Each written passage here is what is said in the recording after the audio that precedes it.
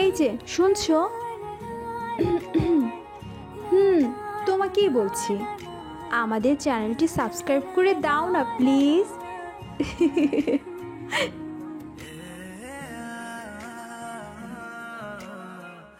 ভাই, ভাই, আমাকে বাঁচাও ভাই। ও ফিরে এসেছে ভাই। ও কাউকে ছাড়বে না ভাই। আমাদের বাঁচাও ভাই। আমি বাঁচতে চাই ভাই। আমি মরতে চাই না ভাই। আমাকে তোমরা বাঁচাও। ও আমাকে মেরে ফেলবে ভাই। ও আবার ফিরে এসেছে ভাই। ওর হাত থেকে আমাকে বাঁচাও। ও তোমাদের কাউকে ছাড়বে না। নৃশংসভাবে এক একটাকে রাস্তার কুকুরের চেয়েও বেশি কষ্ট দিয়ে মারবে তোমাদেরকে। ওই আবার ফিরে এসেছে। ঈশা, ঈশা। কথাগুলো বলতে পারল না, তার আগেই ছেলেটা শেষ কথাটা বলতে গিয়ে মাটিতে ধপ করে রক্তাক্ত শরীর নিয়ে পড়ে যায় ভার্সিটির মাঠে। সবার চোখের অগোচরে স্নাইপার থেকে পরপর বেশ কয়েকটা বুলেট এসে বুকটা ঝাঁঝরা করে দেয় ছেলেটা। এই ফোর ও ফোর করে গুলিগুলো বের হয়ে যায়। হঠাৎ এমন কিছু ঘটাতে যে যার মতো ছোটাছুটি শুরু করেছে ভার্সিটির মাঠে। রক্তাক্ত শরীর দেখে সবুজ নামের ছেলেটা একেবারে হতভাগ বিস্তৃত চোখে তাকিয়ে আছে। হৃদয় নামের ছেলেটা শেষ কথাটা বলতে গিয়ে মাটিতে পড়ে যায়। ছেলেটা রক্তাক্ত শরীর সবুজের চোখের সামনে পড়ে আছে। ছেলেটাকে নৃশংসভাবে মারা হয়েছে। এবার সবুজ ছেলেটার কাছে গিয়ে কাঁদো কাঁদো গলায় বলে ওঠে, এ ভাই, ভাই তুই কি হয়েছে? তুই কি বলতে গিয়ে শেষ কথাটা বলতেই পারি না। তোকে কে বেড়েছে বল? হ্যাঁ, একবার শুধু বল, তোর সামনে তাকে জীবিত পুঁতে দেব। কিন্তু কেউ আর কোনো কথা বলছে না। হৃদয় নামের ছেলেটা পড়া পারে ভারী জমায়। সবুজ হলো এই কলেজের ভিপি, আর ভিপির ভাই হলো হৃদয়।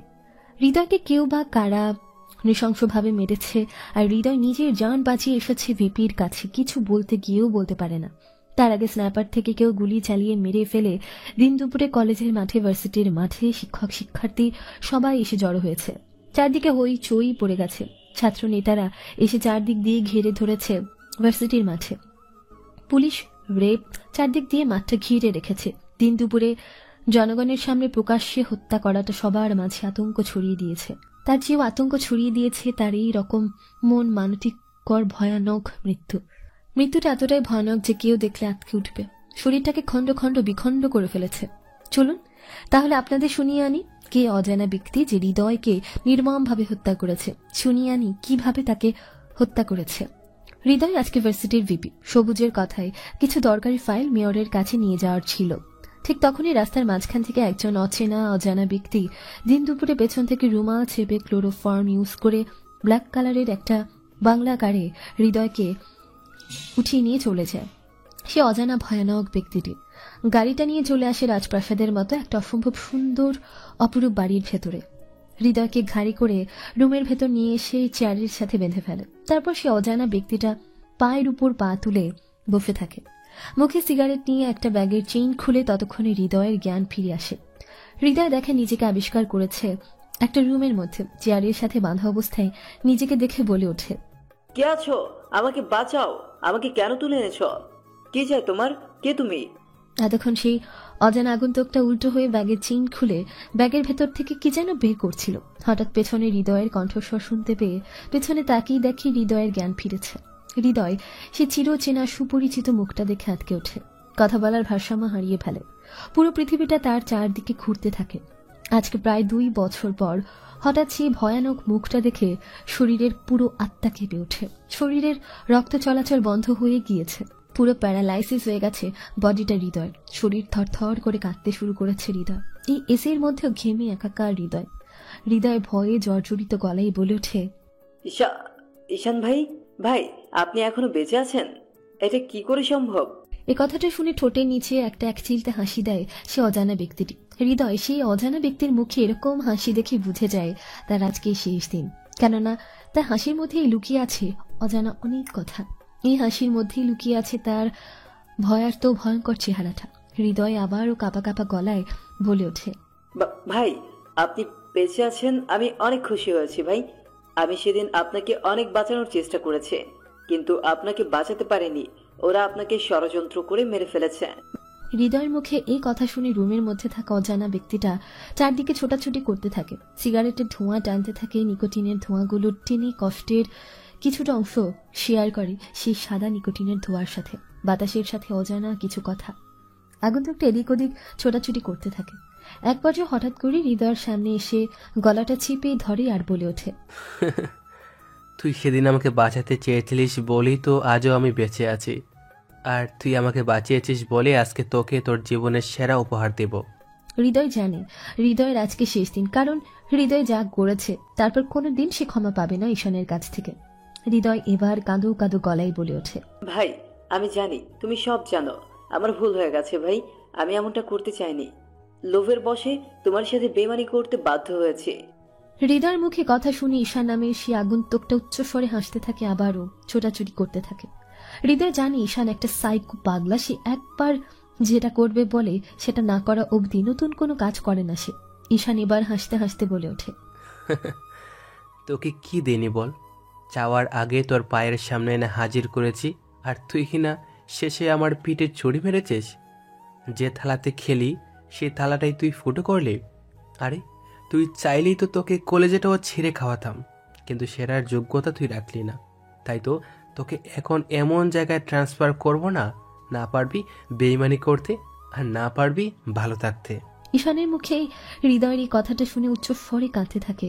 কাঁদতে কাঁদতে হৃদয় এক পর্যায়ে বলে ওঠে, ভাই ভাই এবারের মতো মাফ করে দাও, তোমার পায়ে পড়ি, দ্বিতীয়বার একটা চান্স দাও।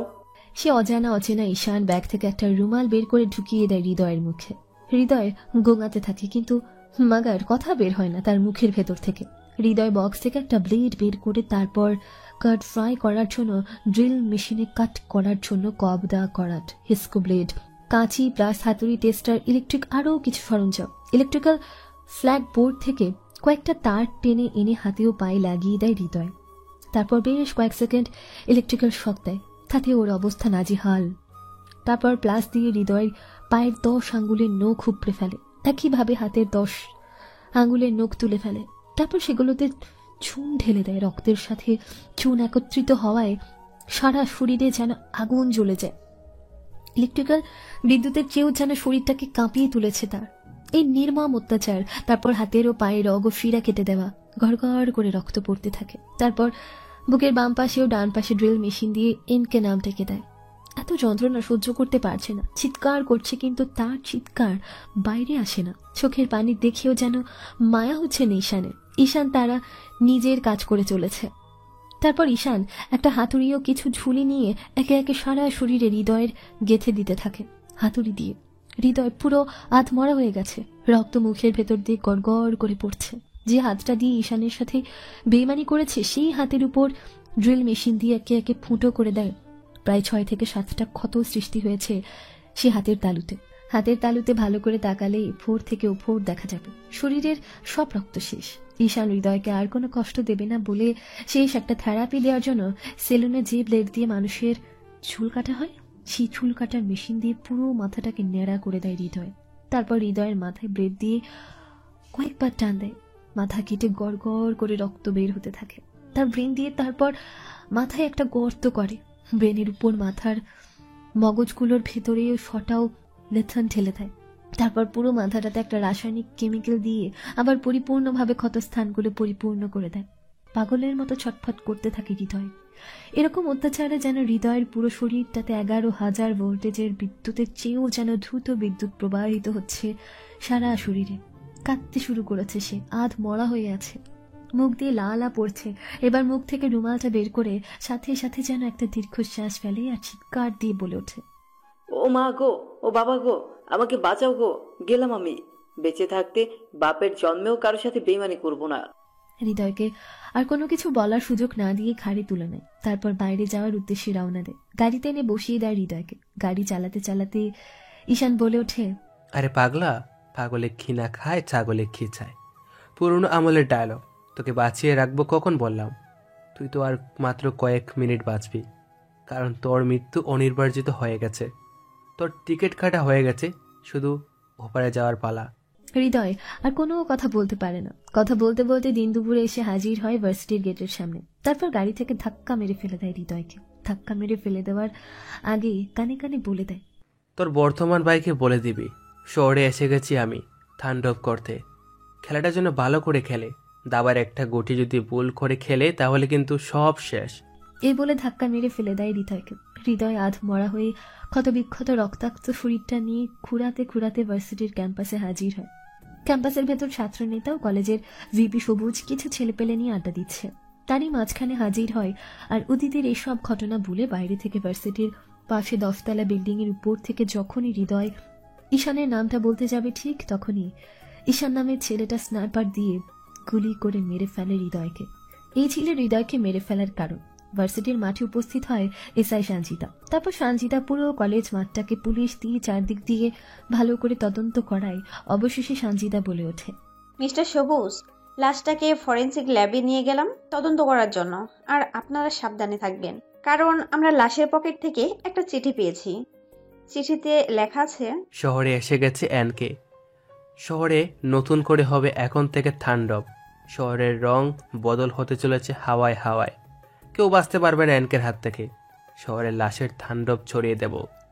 এনকে আগের থেকে 2 গুণ রূপে হিংস্র হয়ে এসেছে এই শহরে। সঞ্জিতার মুখে এরকম চিঠির কথা শুনে সবুজ, আলামিন, সাজিদ, সৈকত আরো বেশ কিছু ছেলে চমকে উঠে আটকে ওঠে এনকে নামটা শুনে।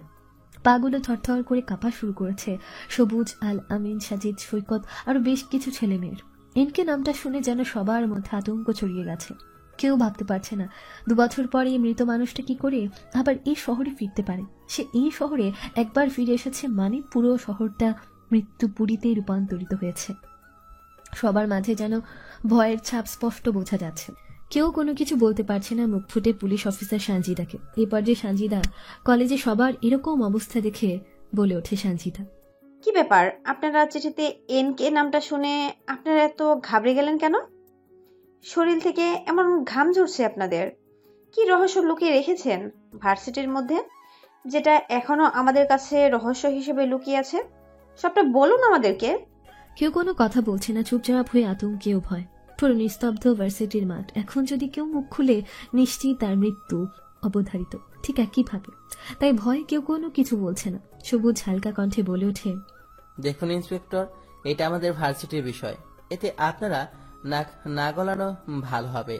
এর পেছনে অনেক রহস্য লুকিয়ে আছে, যেটা সবার অজানা। সব রহস্যের কথা শুনতে গেলে বা বলতে গেলে শুধু দিন আর মাস না, বরং বছরের পর বছর লেগে যাবে।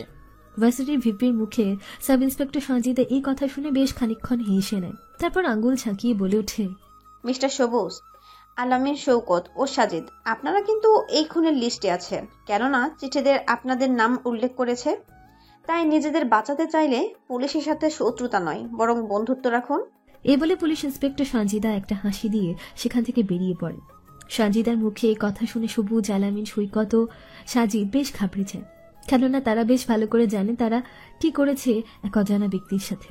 ও হ্যাঁ, সবুজ হচ্ছে ভার্সিটির ভিপি আর আলামিন হচ্ছে এখানকার সভাপতি, সৈকত হচ্ছে সেক্রেটারি আর ভার্সিটির সহকারী সাধারণ সম্পাদক হচ্ছে সাজিদ, আর হৃদয় হচ্ছে সবুজ, আলামিন, সৈকত, সাজিদ এদের ডান হাত। সকল রকমের অপরাধ ও ক্রাইম এই 4 জনের নির্দেশে করে হৃদয়। হৃদয় হচ্ছে ভার্সিটির ছাত্রলীগের নেতা। তবে এই 5 জনের মধ্যে আরো একজনের মাথা ছিল, যেটা আজকে নেই, হয়ে গেছে নিরুদ্দেশ। হয়তো নিরুদ্দেশ করে দেওয়া হয়েছে। এই গল্পে শুধু রয়েছে রহস্য আর রহস্য। পুলিশ, র্যাব, গোয়েন্দা অফিসার যে যার মতো তদন্ত করতে লেগে পড়ে উঠেছে কি অজানা রহস্য খুনি নামি দামি অজানা এই চট্টগ্রামের ভার্সিটির মাঠে একের পর এক লাশ ফেলে দিয়ে যাচ্ছে। কি লুকিয়ে আছে এর পেছনে রহস্য? সবুজ, সৈকত, আলামিন, সাজিদ একটা মিটিং কনফারেন্সের রুমে বসে আছে। সবুজ বলে ওঠে, কি হতে পারে এই অজানা ব্যক্তি? তার সাথে আমাদের শত্রুতাই বা কি? কেন সে আমাদের দলের ছেলেপেলেদের নৃশংসভাবে মারছে? সবুজ, তুই সেদিন লক্ষ্য করেছিলি যখন হৃদয় আমাদের কাছে এসেছিল তার পুরো শরীরে ক্ষত ছিল, রক্তাক্ত, নৃশংস। তার শরীরে বিবৃতিকর অবস্থা হয়েছিল। এতটাই নৃশংসভাবে হত্যা করেছে যেটা একমাত্র একজনই সাইকো কিলার করতে পারে, আর সেটা হলো আলামিনের মুখে সাইকো কিলার কথাটা শুনে যেন আরো আটকে উঠে। উপস্থিত থাকা 4 জন কেউ কোনো কিছু বুঝতে পারছে না কি হচ্ছে তাদের সাথে। ভয়ার্ত কণ্ঠে এবার পুরো সৈকত বলে ওঠে চমকে গিয়ে, তার মানে কি ঈশান ভাইয়ের কাজ? ও মাই গড! আরে ভাই, তুই কি পাগল হয়েছিস? কেন নিজেদের মধ্যে আতঙ্ক ছড়াচ্ছিস? এটা কিভাবে সম্ভব? একজন মৃত মানুষ কি করে জীবিত ফিরতে পারে? আর যদি জীবিত ফিরেও আসে, সে কাউকে ছাড়বে না। আমার বিশ্বাস হয় না যে সে আবার বেঁচে ফিরে আসছে। এক মিনিট দাঁড়া, আমাকে একটু ভাবতে দে, সেদিন হৃদয় কিছু বলতে গিয়েও বলতে পারে না, কারণ তাকে স্নাইপার দিয়ে পেছন থেকে গুলি করা হয়। সে শেষে ইস ইস বলছিল, কিন্তু বাকি কথাটা বলার আগে সে মারা যায়। আমরা যদি কথাটাকে আমরা যদি আকার দেই তাহলে কিন্তু ঈশান হয়। তার মানে ঈশান ভাই বেঁচে আছে? এবার তো আমরা শেষ, আর কেউ আমাদের বাঁচাতে পারবে না ওই নরখাদকের হাত থেকে। আরে এত তাড়াতাড়ি হাল ছেড়ে দিলে হবে কি করে? তাকে তো আমরা আজ থেকে 2 বছর আগেই মেরে ফেলেছি। তাহলে 2 বছর পর সে কি করে জীবিত ফিরতে পারে? এর পেছনে অন্য কোনো রহস্য লুকিয়ে আছে। এখন তাহলে আমরা যে যার মতো নিজ গন্তব্যে বেরিয়ে পড়ি। আর শোন, যেখানে সেখানে আড্ডা দিবি না, কারণ পরিস্থিতি বর্তমান খুবই খারাপ। সব সময় নিজেকে রুম বন্ধ করে রাখার চেষ্টা করবে। তাহলে চলো সবাই, আর ওর ব্যাপারে গোপনে খবর নেওয়ার চেষ্টা করো। এ বলে যে যার মতো ভার্সিটি থেকে বেরিয়ে পড়ে নিজ গন্তব্যে। সবার মাঝে একটাই আতঙ্ক, সেটা হচ্ছে এনকে এই শহরে ফিরে এসেছে, তাও আবার 2 বছর পরে। তাই সবার মাঝে ভয়, নীরবতা কাজ করছে। সকল রকম অবৈধ কাজ কারবার ও সকল রকম অপরাধের বিরুদ্ধে রুখে দাঁড়ায় এই এনকে। এনকে দেখতে ভীষণ সুন্দর, অসম্ভব ফর্সা, উচ্চতায় প্রায় 6 ফুট 7 ইঞ্চি, সুঠাম দেহ, বেশ স্বাস্থ্যবান। চুলগুলো ঘাড় পর্যন্ত স্টাইলিশ করে কাটা, খোঁচা খোঁচা দাড়ি। এই দাড়ি যেন তার সৌন্দর্যে মাত্রা আরো ফুটিয়ে তুলেছে। এই ঈশানের সাথে ভয়ঙ্কর কিছু ঘটেছিল, যার জন্য সে 2 বছর পরে মৃত্যুর দুয়ার থেকে ফিরে এসেছে। দেখতে দেখতে দিন পেরিয়ে সন্ধ্যা হয়। সন্ধ্যায় পেরিয়ে আর রাত নেমে আসে চারদিকে। কালো ধোঁয়াশা জমতে শুরু করেছে। রাত 9টা বাজে। হালকা চাঁদের আলোতে বেশ পরিষ্কার দিনের মতো লাগছে। নেই কোনো অন্ধকার, নেই কোনো আধার, একদম পরিষ্কার। কালো রঙের একটা বাইক এসে থামে থানার সামনে গাড়ি থেকে নেমে। সে অজানা আগন্তুকটা বাইক স্টার্ট করে থানার সামনে, থানার গেটের সামনে দাঁড়িয়ে থানার চিঠি বক্সের মধ্যে একটা লেটার ফেলে দেয়।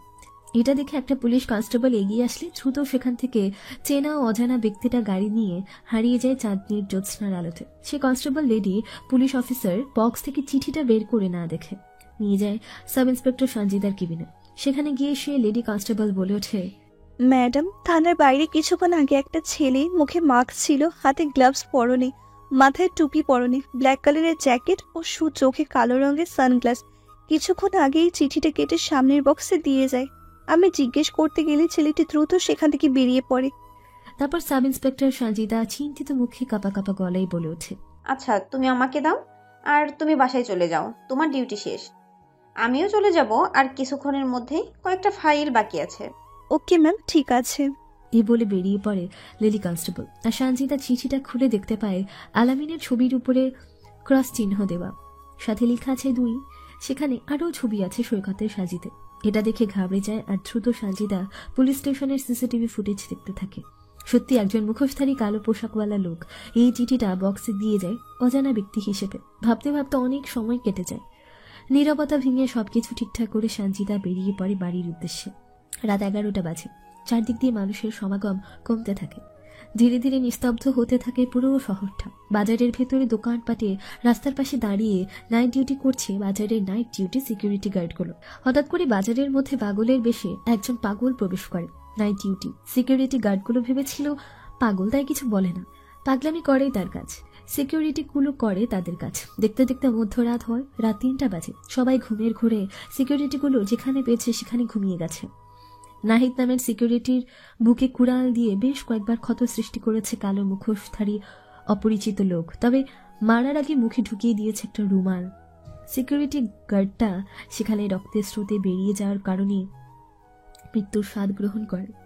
ঈশান কেন মেরেছে, কি কারণে মেরেছে অজানা। কুড়াল দিয়ে মারার কারণে বুকের হাড় ও পাঁজর মাংস ভেদ করে এফোর ওফোর বের হয়ে গেছে। সাথে কুড়াল দিয়ে 2 ভাগ করেছে তার কোমর। লাশটাকে টুকরো টুকরো করে ফেলে রাখে।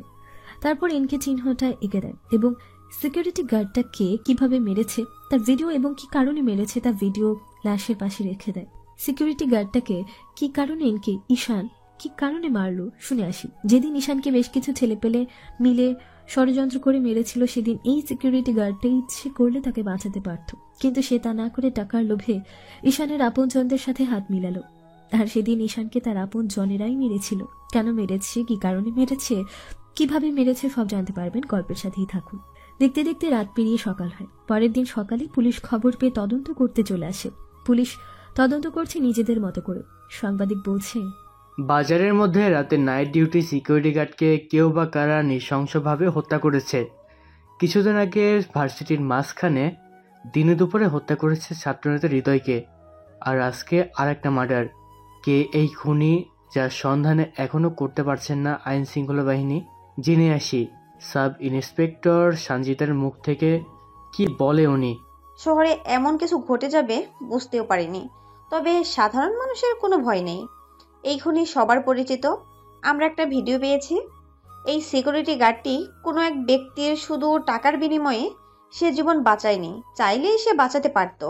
দ্বিতীয় খবরটা আরও চমকে দেবে আপনাদেরকে। সেটা হচ্ছে খুনির নেক্সট টার্গেট হচ্ছে মিস্টার আলামিন, যে বর্তমানে ভার্সিটির সভাপতি। কাল রাতে থানার সামনে মিস্টার সবুজ আলামিন, শৌকত, সাজিদ এদের পিক ছিল। চমকে দেওয়ার বিষয় হচ্ছে আলামিনের ছবির পিছনে ক্রস চিহ্ন দেওয়া।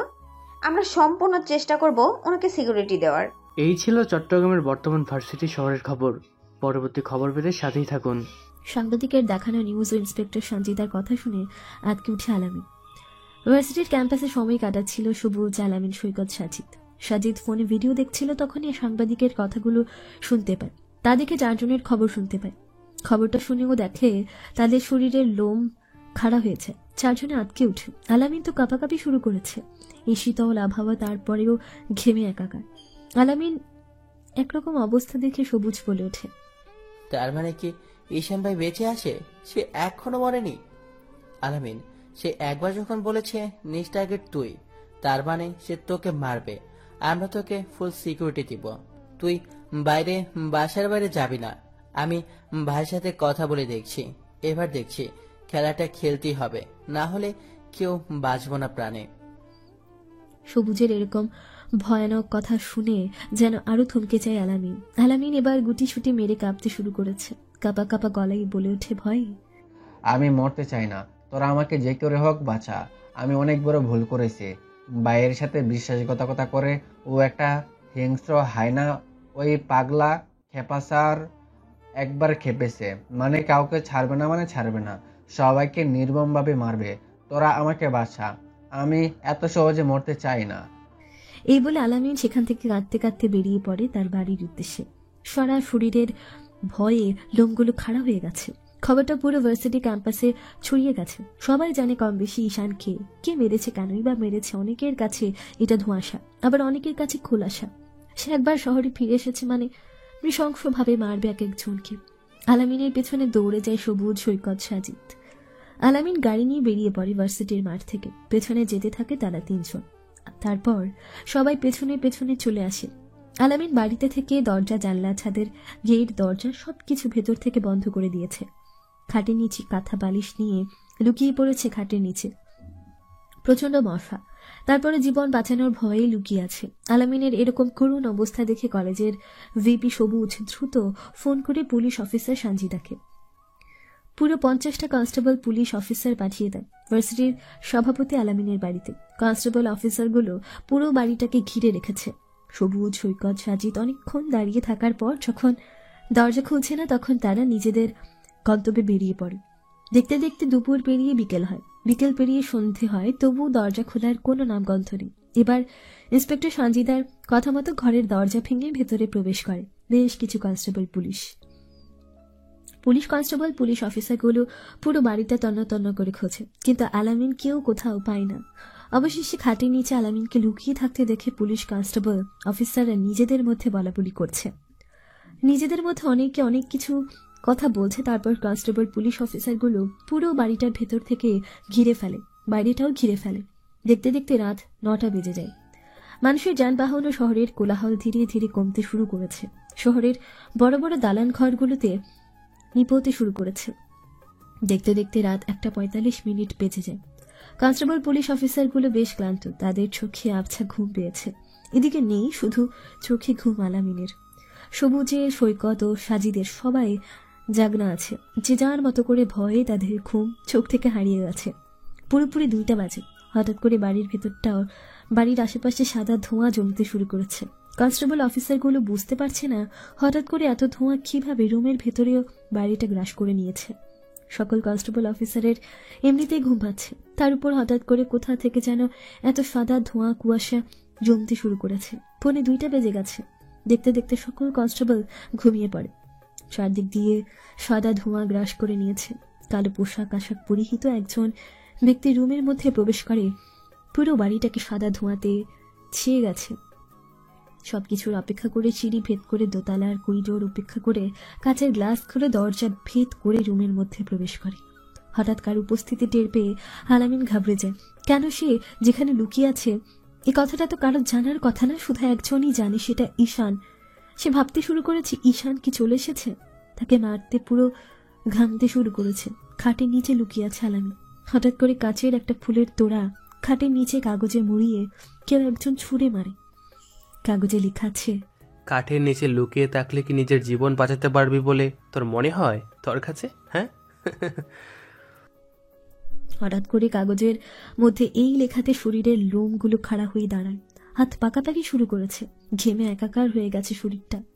হঠাৎ করে সোফায় কারো বসার উপস্থিতি টের পেয়ে খাট থেকে মাথাটা অল্প বের করে যাকে 2 বছর পর দেখে তাকে দেখে যেন কপাল থেকে চোখ বেরিয়ে যায়। মুখ দিয়ে কোনো কথা বের হচ্ছে না। বসে থাকা আগন্তুক ব্যক্তিটা হঠাৎ করে খাটের ভেতর থেকে হুড়মুড় করে টেনে বের করে আনে সেই আলামিনকে। কয়েক সেকেন্ডের মধ্যে চোখের নিমিষে সোফার সাথে বেঁধে ফেলে আলামিনকে। তারপর সেই অজানা ব্যক্তিটা তার পরনে থাকা মাস্কটা খুলে ফেলে। চেয়ার টেনে বসে পড়ে আলামিনের সামনে। হাতে সিগারেট নিয়ে নিকোটিনের ধোঁয়া টানতে থাকে। আলামিন ভয়ে ভয়ে বলে ওঠে, ভাই তুমি বেঁচে আছো? এটা কি করে সম্ভব? আমরা তো সেদিন তোমার। আর কোনো কিছু কথা বলতে দেয় না আলামিনকে। উচ্চ স্বরে হাসতে থাকে ছেলেটা। সে অজানা ব্যক্তিটা মুখে কিছু সিগারেটের অংশ আলামিনের হাতের তালুর উপর লাগিয়ে দেয়। এতে যেন ভয়টা ভয়ান্তরে পরিণত হয়। চোখ দিয়ে নোনা পানি গড়িয়ে পড়তে থাকে, কিন্তু মুখ দিয়ে কোনো কথা বের হয় না। সে অজানা ব্যক্তিটা সিগারেটের পুরো অংশটা আলামিনের হাতে ও পায়ের তালুতে লাগিয়ে দেয়। নিমিষের মধ্যে পুড়ে ছাই হয়ে যায় হাতের তালু। তারপরে সে অজানা ব্যক্তিটা নীরবতা ভেঙে মুচকি একটা হাসি দিয়ে বলে ওঠে, হ্যাঁ, তোরা মেরেছিলিস সেদিন, কিন্তু ভাগ্য সেদিন আমাকে মারেনি। আর এই এনকে কে আছে যে মারতে পারে? ভাই, আমার ভুল হয়ে গেছে, আমাকে ছেড়ে দাও। আমি এরকম কিছুই করতে চাইনি। লোভের বশে আমি এরকম একটা কাজ করেছি। সারা জীবন তোমার কথা শুনে কাজ করেছি। আমারও তো ইচ্ছে ছিল নিজের কিছু করার, তাই লোভের বশে তোমার সাথে বেইমানি করেছি। তুমি আমাকে আরেকটা সুযোগ দিয়ে দেখো। কোনোদিন আমি তোমার সাথে তোমার কথার অবাধ্য হব না। শুধু তোমার পায়ের নিচে একটু ঠাঁই দাও ভাই। তুই তো জানিস আমি সব সহ্য করতে পারি, কিন্তু বেইমানি না। আর বেইমানদের আমি এত সহজে ছাড়ি না। যে আমার সাথে বেইমানি করে তাকে মৃত্যুর স্বাদ গ্রহণ করতে হবে। আর তোর ক্ষেত্রেও ঠিক একই হবে। ভাই ভাই আমাকে একটা মাত্র সুযোগ। বাকি কথাগুলো বলতে পারে না আলামিন। তার আগে সেই অজানা আগন্তুক অজানা ব্যক্তি, সেই অজানা ছেলেটা ঈশান রূপী এনকে ভাই তার মুখে একটা কাপড়ের রুমাল ঢুকিয়ে দেয়। আলামিন বুঝে গেছে তার রীতিটা এখানেই শেষ। দুনিয়ার মায়া, মানুষের ভালোবাসা সব এখানেই ত্যাগ করে চলে যেতে হবে ওপারে, চিরস্থায়ী তার নিজ ঠিকানাতে। সে এতদিন অনেক অন্যায় করেছে, অনেক নিরীহ মানুষকে সে হত্যা করেছে। আজকে সেই সব নিরীহ মানুষের মুখটা তার সামনে ভেসে আসে। এটাই হওয়ার ছিল। যেমন ইট ছুঁড়লে পাটকেল খেতে হবে, ঠিক তেমনি আজকে আলামিনের সাথে একই ঘটনা ঘটছে। আলামিন অঝরে কেঁদেই চলেছে, চিৎকার করে বলছে, আমাকে ছেড়ে দাও। কিন্তু তার মুখের আওয়াজ বাইরে যায় না। মুখের কথা মুখের ভেতরেই থেকে যায়। বক্স থেকে এক এক করে সরঞ্জামগুলো বের করতে থাকে। আজকে নতুন পদ্ধতির কিছু জিনিস নিয়ে এসেছে। সর্বপ্রথম কপালে এনকে চিহ্নটা এঁকে দেয়। তারপর 5 আঙ্গুলের নখ উপড়ে ফেলে আর সেগুলোতে মরিচের গুঁড়ো লাগিয়ে দেয়। তার উপর নখগুলো বসিয়ে দিয়ে দেয়। দাও দাও করে পুরো শরীরটা যেন জ্বলে ওঠে আলামিনের। বুক ফেটে চিৎকার করছে। তারপরে তার পায়ের মধ্যে বেশ কয়েকটা হাতুড়ি দিয়ে ঝুলি মারে। ঈশান আলামিনের চিৎকার শোনার জন্য মুখের ভেতর থেকে রুমালটা সরিয়ে দেয়। কয়েক সেকেন্ডের জন্য আলামিন চিৎকার দিয়ে বলে ওঠে, উফ, ভাই আমাকে আর মেরো না, আমি আর সহ্য করতে পারছি না। মেরে হলো একেবারে, তবুও এই মরণব্যতি যন্ত্রণা দিও না। এটা শুনে মুচকি একটা হাসি দিয়ে মুখের মধ্যে আবার রুমালটা ঢুকিয়ে দেয় ঈশান রূপী এনকে ভাই। তারপর মাথার চুলগুলো চুল কাটা মেশিন দিয়ে জিরো করে দেয়, পুরো মাথাটা নাড়িয়া হয়েছে। তারপর হাত দিয়ে কয়েকবার বাড়ি মারে, মাথা টাকটুম করে ঢোল বাজায়। তারপর সে নাড়িয়া মাথার উপর পুরা মোবিল ঢেলে দেয়। তারপর হাতে গ্লাভস পরে পুরো মাথাটা মোবিল দিয়ে ঘষতে থাকে। যত ঘষে তত যেন মাথার মধ্যে আগুন জ্বলে যাচ্ছে আলামিনের। ঘষতে ঘষতে কয়েক মিনিটের মধ্যে মাথার পুরো চামড়া মাথা থেকে উপড়ে ফেলে। ঈশান পুরো মাথাটা এখন চামড়াবিহীন একটা মাথা হয়ে গেছে। মাথার ব্রেন ও মগজ স্পষ্ট দেখা যাচ্ছে। মাথাটা শুধু ফাঁকাত আর ফুকুত করে 0 ভোল্টেজের বাল্বের মতো ফুকুত আর ফাঁকাত করতে থাকে। তারপর সেই পুরা মোবিল আবার আজ ছেড়ে দেয় মাথার মধ্যে। এতে যেন আগুন ধরে যায় পুরো মাথার মধ্যে। যন্ত্রণা সহ্য করতে না পেরে সেন্সলেস হয়ে পড়ে যায় আলামিন। তারপর সেই সবার আতঙ্কের ব্যক্তিটা ঈশান পানি ছিটিয়ে জ্ঞান ফিরিয়ে আনে। তারপর পুরো মাথাটা ব্যান্ডেজ করিয়ে দেয়। মুখ দিয়ে লালার সাথে রক্ত পড়তে শুরু করেছে আলামিনের। বুক ফাটিয়ে চিৎকার করছে, পাঠা ছাগলের মতো লাফালাফি শুরু করেছে। তবুও একটু যেন দয়া হয়নি ঈশানের। ঈশান এবার ফলকাটা ছুরিটা নিয়ে আলামিনের পেটের মাঝ বরাবর কেটে দেয়। তারপর সেই কাটা পেটের মধ্যে 2 হাত ঢুকিয়ে নারী ভুঁড়ির সাথে যে যুক্ত রয়েছে সেটা কেটে দেয়। তারপর একটা 10 পাওয়ার মেগা একটা বোম সে কাটা পেটের মধ্যে দিয়ে ঢুকিয়ে দেয়। তারপর জীবিত অবস্থায় শিউ দিয়ে ক্যাচ ক্যাচ ক্যাচ ক্যাচ করে পেটটাকে সেলাই করে দেয়। শিউ সুতা দিয়ে তারপর সেখানে ব্যান্ডেজ করে দেয়, সাথে পুরো মাথাও বিভিন্ন ক্ষতস্থানে। তারপর একটা ড্রিল মেশিন নিয়ে বুকের বাম পাশে ও ডান পাশে এনকে চিহ্নটা নকশা করে এঁকে দেয়। চলাফেরা, কথা বলা, নাড়াচাড়া সব বন্ধ করে দিয়েছে আলামিন। শুধু চোখ দুটো মেলে হা করে তাকিয়ে আছে। রাত প্রায় শেষের দিকে, ভোর 4টা বাজে। বিভিন্ন মসজিদে আজানের আওয়াজ শোনা যাচ্ছে। এদিকে পুলিশ কনস্টেবলগুলোর ঘুম ভেঙে যাচ্ছে। ঈশানের দেরি না করে দ্রুত আলামিনকে কাঁধে নিয়ে চলে যায় ঘরের ভেতরে। গাড়ি নিয়ে বেরিয়ে পড়ে তার নিজ গন্তব্যে। দেখতে দেখতে ভোর 5টা বেজে যায়। পাখির কিচির মিচির ও শহরের কোলাহলে ঘুম ভেঙে যায় সবার। হঠাৎ করে সেখানেই উপস্থিত হয় ইন্সপেক্টর সানজিদা। ইন্সপেক্টর সানজিদাকে দেখে লেডি কনস্টেবল বলে ওঠে, ম্যাডাম, সর্বনাশ হয়ে গেছে। আমরা মিস্টার আলামিনকে কোথাও খুঁজে পাচ্ছি না। আমার মনে হয় খুনি আমাদের অজ্ঞান করে তাকে উঠিয়ে নিয়ে গেছে কোনো অজানা কোনো জায়গায়। মানে কে সে? সে কিভাবে এতগুলো সিকিউরিটি থাকা সত্ত্বেও একজন মানুষকে জল জ্যান্ত আমাদের সামনে থেকে নিয়ে যায়? আর তোমরাও অজ্ঞানী ভাবে কিভাবে হলে? ম্যাডাম, কাল রাতে প্রায় রাত শেষের দিকে এই 3টার কাছাকাছি ধরুন, আমরা 4 দিকটা সিকিউরিটি দিচ্ছিলাম। তখন সাদা ধোঁয়া গ্রাস করে নেয়। আমরা কোনো কিছু বুঝে ওঠার আগেই একে একে সবাই ঘুমিয়ে পড়ি। সকালে আমাদের ঘুম ভেঙে গেছে। ও মাই গড, তার কাছে হাসিলের জন্য মিস্টার আলামিনকে নিয়ে গেছে। আমাদের লোকাল থানাগুলো আছে, সেগুলোতে কন্ট্যাক্ট করো ইমিডিয়েটলি। তারপর লেডি কনস্টেবল ও কিছু আরো পুলিশ কনস্টেবল শহরে খুঁজতে বেরিয়ে পড়ে। আশেপাশে লোকাল থানাগুলো বেরিয়েছে খুঁজতে। চারদিক লোকেশন ট্র্যাক করা হয়েছে। খবর পেয়ে সবুজ, সৈকত সাথে সাথে চলে আসে ঘটনাস্থলে। সকাল 8টা বাজে, এখনো কারো কোনো খোঁজ খবর নেই। পুলিশ এখনো খুঁজেছে নিজের মতো করে। এদিকে সময় যাচ্ছে তার আপন গতিতে। ছাত্রছাত্রীরা ভার্সিটিতে প্রবেশ করেছে। ভার্সিটির সামনে সেদিনের মতো কালো রঙের গাড়ি এসে থামে। গাড়ির ভেতর থেকে কাউকে ধাক্কা দিয়ে ফেলে দেওয়া হয়। ছেলেটা উঠে দাঁড়ানোর ক্ষমতা হারিয়ে ফেলেছে। ছেলেটা আর কেউ না, ছেলেটা হলো আলামিন। আলামিন যেহেতু কলেজের সভাপতি, তাই সবাই তাকে কম বেশি চেনে। আলামিনকে রক্তাক্ত অবস্থায় শরীরের বিভিন্ন জায়গায় ব্যান্ডেজ দেখে কিছু ছেলেপেলে দৌড়ে আসে আলামিনকে ধরতে। তারপর বেশ কিছু ছেলেপেলে মিলে আলামিনকে ভার্সিটির মাঠে নিয়ে যায় গাছতলার কাছে। তারপর একটা ছেলে সবুজকে ফোন করে ভার্সিটিতে চলে আসতে বলে। ভার্সিটির মাঠে আলামিনকে খুঁজে পাওয়া গেছে। কথাটা শুনে পুলিশ ও সবুজ, সৈকত, সাজিদ চলে আসে ভার্সিটির মাঠে। ভার্সিটির মাঠে এসে দেখে রক্তাক্ত শরীর নিয়ে আছে আলামিন, মাঠের মধ্যে পড়ে আছে। চারদিক দিয়ে ছাত্রছাত্রীরাও অসংখ্য পুলিশ ঘিরে রেখেছে। হাতে ব্যান্ডেজ, মাথায় ব্যান্ডেজ, পায়ে ব্যান্ডেজ, পেটে ব্যান্ডেজ। এত সব দেখে আঁতকে উঠে সবুজ, সৈকত, সাজিদ। সবুজ যখনই কিছু বলতে যাবে তখনই লাশের ভেতর থেকে শব্দ শুনতে পাওয়া যায়। শব্দগুলো ছিল, শহরে চলে এসেছে আবারও তোমাদের ঈশান রবি অ্যান্ড কে বাই। 2 বছর পরে ফিরে এসেছে সুদে আসলে সব হিসাব দিব বলে। একে একে 2 জনকে মেরেছি। নেক্সট টার্গেট মিস্টার সৈকত। পারলে সৈকতকে বাঁচিয়ে দেখান আমার হাত থেকে। ক্লাসের ভেতর থেকে এ কথা শুনে আঁতকে উঠে উপস্থিত থাকা সবাই। সবুজ অলরেডি ঘামতে শুরু করেছে। সৈকত নিজের মৃত্যুর কথা ভেবে হাত পাও সারা শরীর কাঁপতে শুরু করেছে। এদিকে সাজিদের অবস্থা বেহাল। ইন্সপেক্টর সানজিদা কোনো কিছু বুঝতে পারে না কি হচ্ছে তাদের সাথে। এই কেসের আগাগোড়া কোনো কিছুই সে বুঝতে পারে না ইন্সপেক্টর সানজিদা। এদের রহস্যময় জীবনের মৃত্যুর গল্প কোথা থেকে শুরু হয়েছিল আর কোথায় বা শেষ কেউ কোনো কিছু বুঝতে পারে না। উপস্থিত থাকা সবাই ঈশান নামটা শুনে ভাবতে শুরু করেছে সে ভার্সিটিতে ফিরেছে মানে আবার শান্তি নেমে আসবে। কেউ ভালো বলছে, কেউ খারাপ বলছে। সবুজ ভার্সিটির মাঠটা ফাঁকা করতে বলে। ধীরে ধীরে ছেলেমেয়েরা নিজেদের ক্লাসরুমেও নিজেদের নিজ কাজে লেগে পড়ে। উপস্থিত আছে কিছু পুলিশ, সাজিদ, সৈকত ও সবুজ। রক্তাক্ত শরীর নিয়ে গাছে হেলান দিয়ে বসে আছে। আলামিন মুখ দিয়ে কোনো কিছু বলতে পারে না, শুধু হাতের ইশারায় কি যেন বলছে। দেখে বোঝা যাচ্ছে তার থেকে সবাইকে দূরে থাকতে বলছে, কিন্তু তার এই হাতের ইশারা কেউ বুঝে না।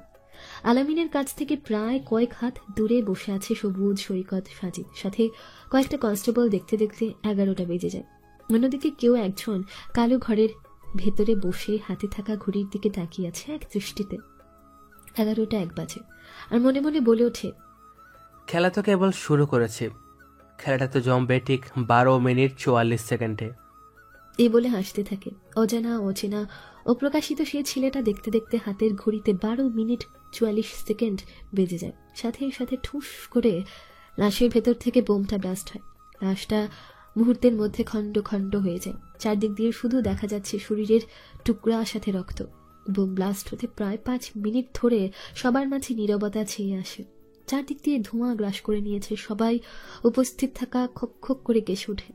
ছোট্ট একটা বোম ব্লাস্টে ছাত্রছাত্রীরা এদিক ওদিক ছোটাছুটি শুরু করেছে। পুরো কলেজের মাঠে হইচই পড়ে গেছে। সাংবাদিক খবর পেয়ে নিউজ টেলিভিশন টেলিকাস্ট করতে ছুটে চলে এসেছে। সাথে আরো কয়েক থানার পুলিশ এসে উপস্থিত হয়েছে ভার্সিটির মাঠে। চোখের সামনে সৈকত আলামিনের মৃত্যু দেখে আটকে উঠে, কেননা সে অজানা, অপরিচিত এবং 2 বছর আগের পরিচিত সেই হিংস্র হায়নার গলার স্বর শুনতে পেয়েছে সবাই। লাশগুলোর টুকরোগুলো কয়েকটা কনস্টেবল মিলে একত্রিত করেছে পলিথিনের ব্যাগে। এটা দেখে সবাই ভয় কাজ করা শুরু হয়ে গেছে। শিক্ষক শিক্ষার্থীরা কেউ কোনো কিছু মুখ ফুটে বলতে পারছে না, কারণ তারা জানে তাদের হাতে নেই এই ঘটনার সাথে। সবুজ এরকম অবস্থা, কলেজের ভিপি সবুজ, ভার্সিটির সেক্রেটারি সৈকত, ভার্সিটির সাধারণ সম্পাদক সাজিদ, এদের এরকম অবস্থা দেখে সঞ্চিতা বলে ওঠে, কি মিস্টার সবুজ, আমি তো আগেই বলেছিলাম আপনাদের পিছনে লুকিয়ে থাকা রহস্যটা খুলে বলুন না, না হলে আপনিও বিপদে পড়তে পারেন। আপনার হয়তো জীবনের মায়া নেই তাই আপনি বলছেন না, কিন্তু আপনার বাকি 2 বন্ধুর জীবন তো বাঁচিয়ে দিন। এই বলে ইন্সপেক্টর সঞ্জিদা উপদেশমূলক কিছু কথা বলে সেখান থেকে বেরিয়ে যায় টুকরোগুলো নিয়ে ফরেন্সিক ল্যাবরেটরিতে। সবুজ মাথায় হাত দিয়ে গাছতলার নিচে বসে পড়ে। এদিকে কাঁপাকাঁপি শুরু করেছে। অলরেডি সারা শরীর ঘেমে একাকার হয়ে গেছে সৈকতের। অন্যদিকে সাজিদ ভয়ে আতঙ্কে আছে। এর পরবর্তীতে নেক্সট টার্গেট আবার সে যেন না হয়। আচ্ছা, আপনাদের জানার খুব ইচ্ছে করছে না যে কে এই ঈশান রূপী এনকে? আচ্ছা চলে আসি তাহলে, শুনে আসি কে এই ঈশান। ঈশান হলো এই শহরের টপ ওয়ান্টেড মাস্তান এবং ছাত্রলীগের নেতা, ভার্সিটির সভাপতি এবং ভিপি 2 পর্যায়ে একত্রিত আছে সে। আর তার সঙ্গে তার বন্ধুরা, সাঙ্গপাঙ্গ যাদের বলা হয়, তাদের মধ্যে সবুজ, আলামিন, সৈকত, সাজিদ। শহরের কম বেশি সবাই ঈশানকে সম্মান করে, শ্রদ্ধা করে, সাথে ভয় করে, কেননা সে ছিল মেয়রের ডান হাত। এই মেয়র ছিল শহরের বিশিষ্ট ব্যবসায়ী ও শিল্পপতি এবং প্রভাবশালী একটা মানুষ। শালা আগে ভালো ছিল, এখন খারাপ হয়েছে। তাদের ডান হাত ছিল ঈশান। সব কাজে লিড দিত ঈশানকে এই মেয়র। ঈশান কোনোখানে বিপদে পড়লে মেয়র নিজ দায়িত্বে থাকে তার অগাধ শক্তি দিয়ে সাপোর্ট দিত। বেশ ভালোই চলছে দিনকাল। শহরটা বেশ শান্তি শৃঙ্খলা বজায় রেখেছে। সাথে ভার্সিটি নেই কোনো র্যাগিং, নেই কোনো অসভ্যতামি, নেই কোনো ঝামেলা। দেখতে দেখতে বেশ কয়েকটা মাস পেরিয়ে যায়, বছর পেরিয়ে যায়। তার কয়েক মাস পর ঈশান ভার্সিটির মাঠে বসে তার সাঙ্গপাঙ্গদের নিয়ে পরামর্শ করছে ভার্সিটির নতুন উদ্যোগের বিষয়ে। তখনই মেয়র ফোন করে ঈশানের ফোনে।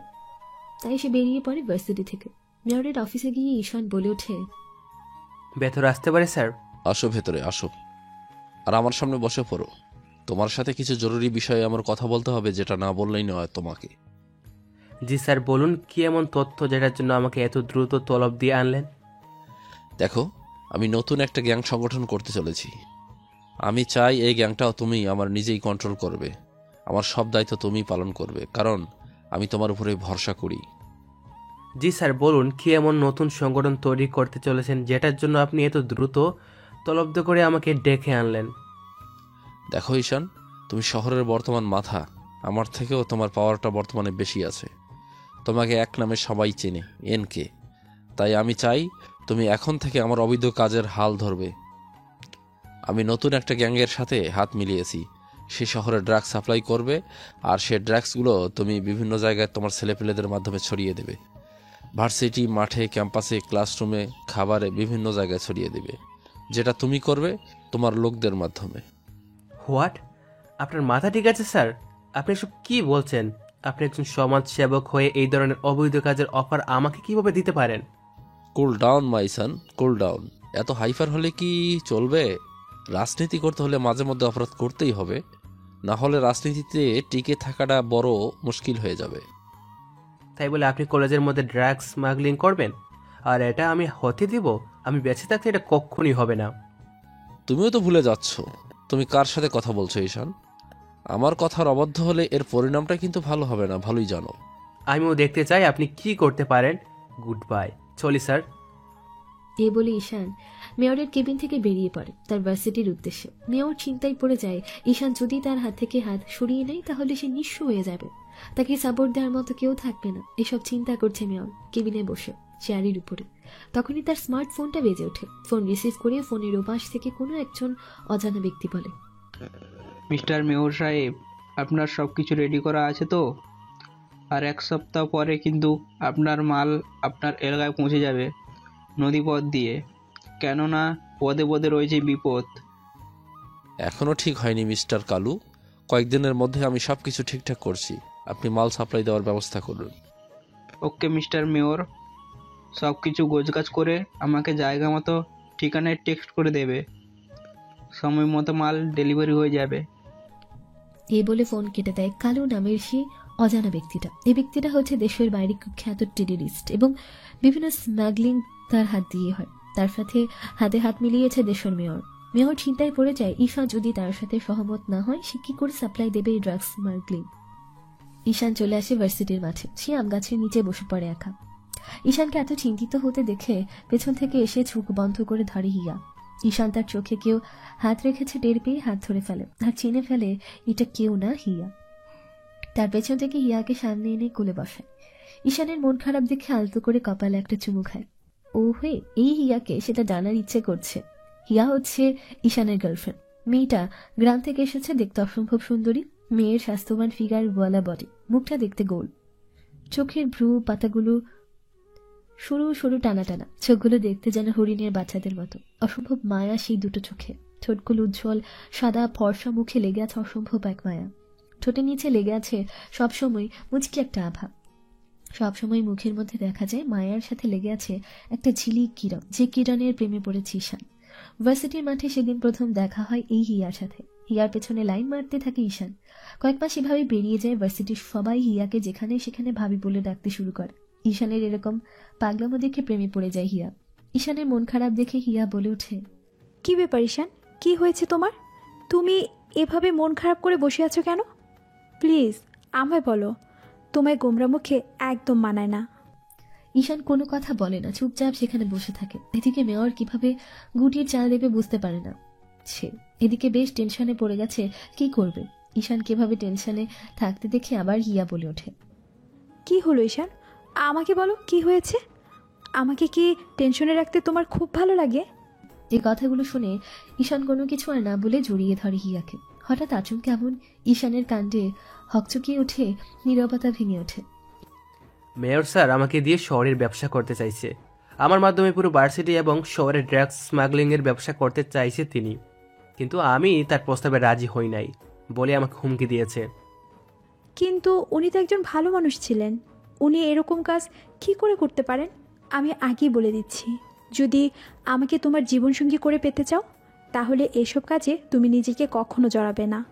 আমি চাই না তোমার কোনো বিপদ হোক, আমি চাই না তোমার উপরে কারো কুনজর পড়ুক। চলো না আমরা এই শহর থেকে অনেক দূরে চলে যাই, যেখানে শুধু তুমি আর আমি থাকবো। থাকবে না কোনো রাজনৈতিক নেতা, থাকবে না কোনো ঝামেলা, শুধু তুমি আর আমি। হ্যাঁ হিয়া, আমি একটাই কথা ভাবছি, মেয়র স্যার লোভের বসে যেন ভুল কিছু না করে। একটা ভুল সারা জীবনে কান্না। আমি কি বলি, তুমি আর আমি এই ভার্সিটি থেকে অনেক দূরে চলে যাই। আমাদের তো অনেক কিছু আছে, আর তুমি তো পড়ালেখা শেষ করেছো, নতুন একটা চাকরিও করতে পারবে। আর আমিও লেখাপড়া শেষ করে কিছু একটা করে কষ্ট করে দুজনে সুখে থাকতে পারবো। আমি চাই না তোমাকে হারাতে। এটা হয় না হিয়া, আমি দেখছি কি করা যায়, তুমি টেনশন করিও না। এই ঈশানকে মারবে এমন কোনো বাপের বেটা নেই এই শহরে। পুরো শহর আমার কথাতে কাঁপে, আর আমাকে মারবে এমন বাপের বেটা আছে খেয়ে? এই বলে ঝুড়িয়ে ধরে হিয়াকে। তারপর তারা কিছু সময় সেখানে কাটায়।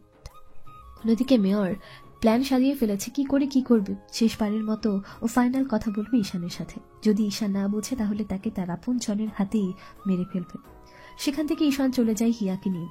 হিয়াকে হোস্টেলে নামিয়ে দিয়ে চলে যায় ঈশান তার নিজ বাড়িতে। দেখতে দেখতে দিনটা পেরিয়ে রাত হয়, রাত পেরিয়ে গভীর রাত, গভীর রাত পেরিয়ে ভোর 5টা। চারদিকে পাখির কোলাহল ও শহরের যানবাহন বেশ মাতিয়ে তুলেছে শহরটাকে। ঈশান রেডি হয়েছে ভার্সিটির উদ্দেশ্যে। তখন ঈশানের ফোনে ফোন আসে। ফোন রিসিভ করতে ফোনের ওপাশ থেকে ব্যক্তিটা বলে ওঠে, হ্যালো ঈশান, কোথায় তুমি? দ্রুত আমার সাথে দেখা করো। সিটি পার্কে তোমার জন্য আমি অপেক্ষা করছি। এই বলে ফোন কেটে দেয়। তারপর ঈশান আর দেরি না করে গাড়ি নিয়ে বেরিয়ে পড়ে সিটি পার্কের উদ্দেশ্যে। সেখানে গিয়ে দেখে মেয়র বসে আছে একটা টেবিলের উপর। সেখানে গিয়ে ঈশান বসে। তারপর মেয়র বলে ওঠে, দেখো ঈশান, যা হয়েছে ভুলে যাও। আমি রাগের বশে তোমার সাথে খারাপ ব্যবহার করেছি।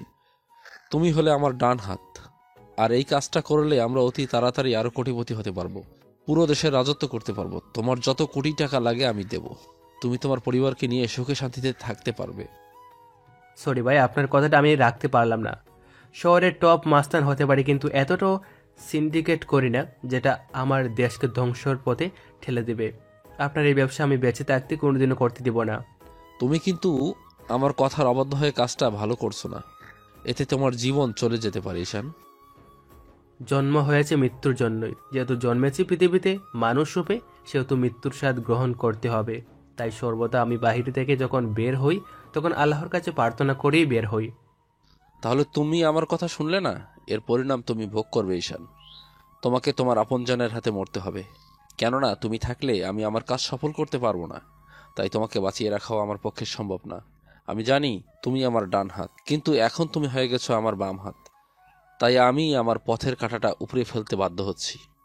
নিজের আপনজনদের হাতে মরার জন্য তৈরি থাকো। এই বলে মেয়র ঈশানকে হুমকি দিয়ে সেখান থেকে চলে যায়। ঈশান ভার্সিটিতে না গিয়ে সোজা চলে আসে বাড়িতে। ঈশানকে ভার্সিটিতে আসতে না দেখে হিয়া ফোন দিয়ে বলে ওঠে, কোথায় তুমি? আজকে ভার্সিটিতে আসবে না? তোমার জন্য আমরা সবাই অপেক্ষা করছি, দ্রুত ভার্সিটিতে আসো। যাচ্ছি। ঈশান ভার্সিটিতে চলে আসে। ঈশানকে ভার্সিটিতে প্রবেশ করতে দেখে হিয়া লাভ ইউ বলে ওঠে। এই যে আমার হিরো ভার্সিটিতে প্রবেশ করছে। এখন না ভার্সিটিটা পুরো জমে গেছে। হিয়ার কথা শুনে সবুজ, আলামিন, সৈকত, সাজিদ দেখে সত্যি ভার্সিটিতে ঈশান এসেছে। ঈশান তাদের কাছে চলে আসে। তারপর সবুজ বলে ওঠে, কিরে, এত দেরি করে আসলি কেন? কোনো সমস্যা হয়েছে? তোকে 2 দিন ধরে ভার্সিটিতে আসতে দেখি না, কোনো প্রবলেম হয়েছে কি? ঠিকই বলেছিস ভাই, ঈশানকে কেমন যেন লাগছে। 2 দিন ধরে তার উপর বেশ খেয়াল করছে, কেমন যেন আনমরা হয়ে গিয়েছে। তারপর ওকে দেখেছি কাজের উপর তেমন ওর আর আগের মতো নেই। আরে ভাই, যেদিন আমরা আড্ডা দিচ্ছিলাম সেদিন মেয়র স্যারের ফোন এসেছিল। মেয়র স্যারের সাথে ফোনে কথা বলার পর থেকে ঈশান ভাই পুরো আপসেট হয়ে আছে। না কিছু করছে, না কিছু বলছে। কি হয়েছে ভাই, বলেন তো ক্লিয়ার করে। ঈশান কোনো কিছু বলে না, চুপচাপ দাঁড়িয়ে সব কিছু শুনে। তারপর এসে নীরবতা ভেঙে বলে ওঠে, না তেমন কিছু না, হয়তো নতুন কোনো ধামাকা হতে চলেছে। জানি না এই খেলা কে জিতবে। এই বলে ঈশান সেখান থেকে চলে যায়। অন্যদিকে মেয়র ভাবছে মনে মনে, তুমি আমার পথের কাঁটা হয়ে দাঁড়িয়ে আছো। তোমাকে সরাতে হলে আমাকে এমন কিছু করতে হবে, তোমার বন্ধুরা থাকলে তোমাকে মারা অসম্ভব। তাই তোমাকে তোমার আপনজনদের হাতে মারবো ঈশান, তৈরি থেকো।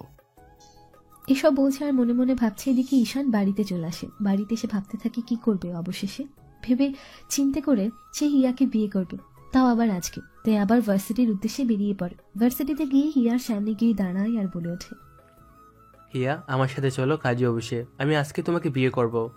কিন্তু এত তাড়াতাড়ি কি হয়েছে তোমার? বলো না আমাকে। কেউ কোনো কিছু বলেছে? কোনো সমস্যা হয়েছে? আর কোনো কিছুর উত্তর না দিয়ে হিয়াকে নিয়ে চলে আসে কাজী অফিসে। তারপর সেখানে বিয়ে করে দুজনে বেরিয়ে যায় বাড়ির উদ্দেশ্যে। বাবা মার কাছ থেকে দোয়া নেই তারা দুজন। হিয়াকে বলে দেয় তাদের বিয়ের খবরটা যেন কেউ না জানে। এদিকে মেয়র পরিকল্পনা করছে কিভাবে তাকে মারবে। মেয়র মনে মনে বলে ওঠে, ঈশান, আগে তোমাকে নয়, বরং তোমার মেরুদণ্ডটাকে ভেঙে দেব। তোমার প্রিয় হিয়াকে পৃথিবী থেকে সরিয়ে দিতে পারলেই তুমি এমনিতেই মৃত। তারপর তোমাকে মারবো তোমার আপনজনদের হাতে।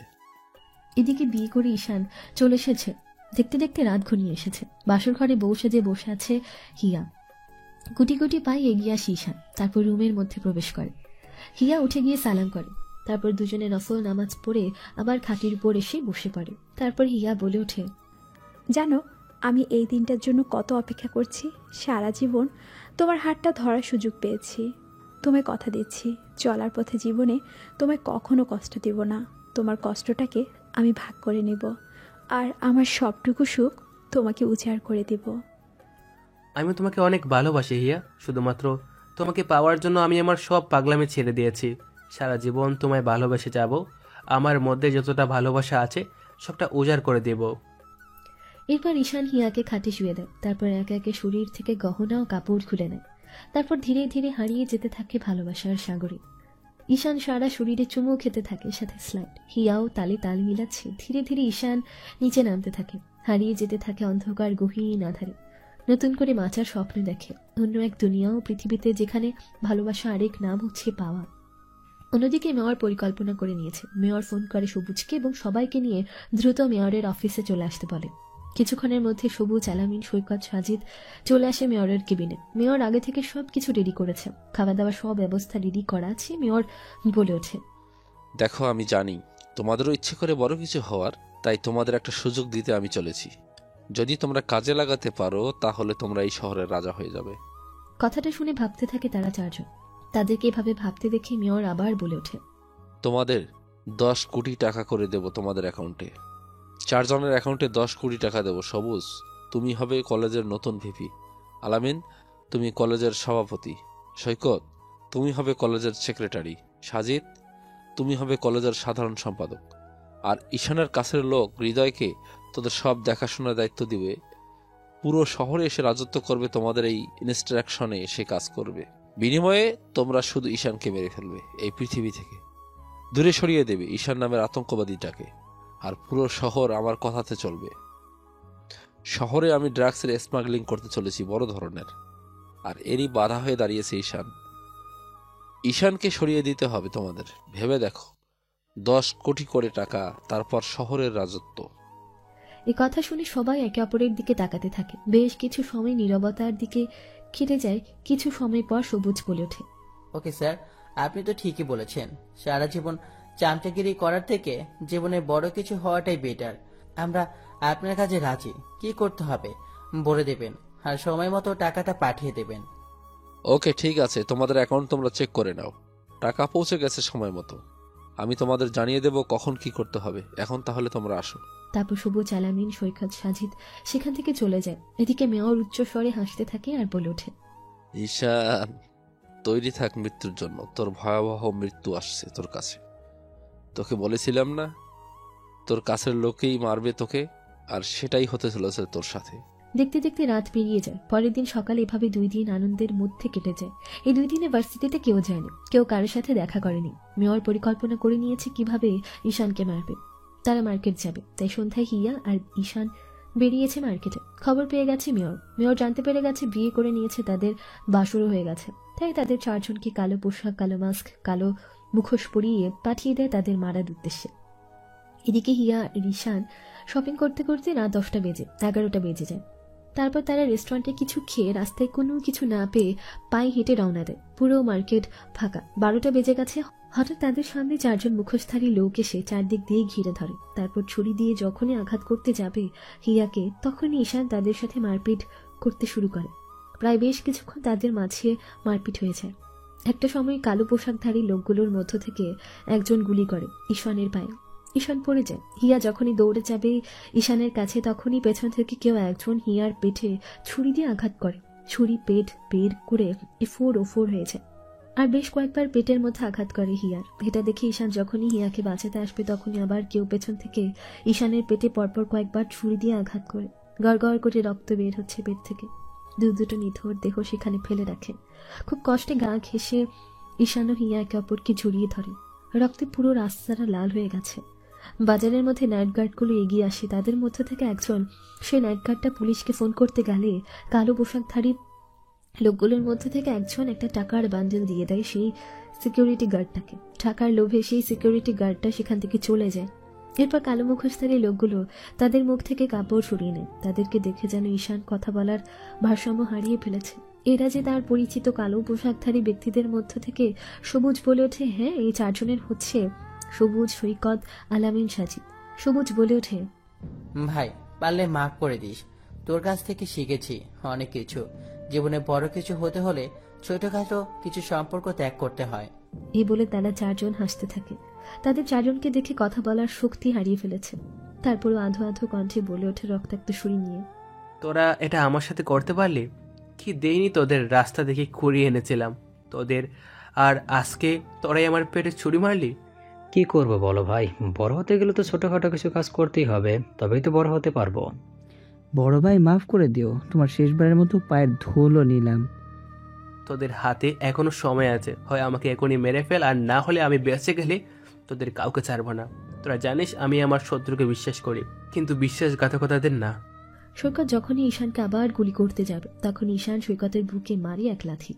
সৈকতের কাছ থেকে বন্দুক নিয়ে যখনই গুলি করতে যাবে তখনই হঠাৎ করে বাইক থেকে কে একজন এসে পরপর 2টা বুলেট ঢুকিয়ে দেয় ঈশানের হাতের কবজিতে গিয়ে লাগে।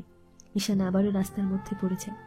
এদিকে সেন্সলেস হয়ে পড়ে আছে হিয়া। হঠাৎ করে আগন্তুকটা এন্ট্রি নিয়েছে বাইকে করে। এটা দেখে এক দৃষ্টিতে তাকিয়ে আছে ঈশান। বাইকওয়ালাটা মাথা থেকে হেলমেট খুলে উল্টো হয়ে সামনে তাকায়। ঈশান তাকে দেখে যেন নিজেই নিজেকে গুলি করার অবস্থার মতো হয়েছে, কেননা সে যে আর কেউ না, যাকে ভাই জায়গায় বসিয়েছিল সেই হৃদয়। হৃদয়কে দেখে কলিজায় আঘাত পেয়েছে ঈশান। ঈশান বলে ওঠে, ছোট, তুই এটা আমার সাথে কি করে করতে পারলি? তোকে আমি আমার বাই বানিয়েছিলাম, বাই হয়ে বাইয়ের বুকে ছুরি চালালি। তোদের সময় আছে, আমাকে মেরে ফেল, নয়তো কাউকে জীবিত ছাড়বো না বলে দিলাম। হিয়া ভয় ভাই বলে আমি বন্দুকটা নিয়ে আসিনি আমার সাথে, নয়তো তোদের এখনই খবর করে দিতাম। কথাটা শেষ করার আগে কালো গাড়িতে কেউ একজন তাদের সামনে এসে হাজির হয়। সবাই পেছনে ঘুরে তাকায়। মেয়র বলে ওঠে, মেরে ফেলেছিস তো তাকে? শালা খুবই তিরিং বিরিং করতেছিল, বলেছিলাম আমার সাথে কাজ করতে, আমাকে না করে নিজের জীবনটা হারিয়ে ফেলল সে। মেয়র এসেছে বলে সবাই সেদিকে তাকিয়েছিল। মেয়র তারপর ঈশানকে গুলি করতে আসলে পেছনে ঘুরে সবাই দেখে অবাক, কেননা পুরো রাস্তাটা শুধু রক্ত আর রক্ত। রাস্তার মধ্যে কাউকে দেখা যায় না, পুরো রাস্তাটা ফাঁকা। হঠাৎ এমন কিছু হওয়াতে চমকে যায়। সবাই চারদিক দিয়ে খুঁজতে থাকে হিয়া আর ঈশানকে। খুঁজতে খুঁজতে প্রায় বেশ কিছু সময় চলে যায়, কিন্তু তাদেরকে খুঁজে পায় না। অবশেষে অনেক ভয় নিয়ে তারা সেখান থেকে চলে যায়। তারা ভেবে নিয়েছিল ঈশান আর হিয়া হয়তো মরে গেছে, কিন্তু 2 বছর পর আবার ফিরে এসেছে তারা। ঈশান খুব কষ্ট করে তার নিজের তৈরি একটা হসপিটালে হিয়াকে ভর্তি করে দেয় এবং নিজেও ভর্তি হয় সেখানে। তারপর ডাক্তাররা দ্রুত তাদের চিকিৎসা করে এখনো সুস্থ হয়নি হিয়া। হিয়া কোমায় আছে, আর ঈশান ঠিক তার 2 মাস পরে জ্ঞান ফিরে। 2 বছর পর ফিরে এসেছে এই ঈশান এই শহরে। এই ছিল অতীত। শহরটা বেশ শান্ত। 2 দিন ধরে আর কোনো খুনাখুনি হয়নি। এদিকে সৈকত, সাজিদ, সবুজ ভয় বের হয় না।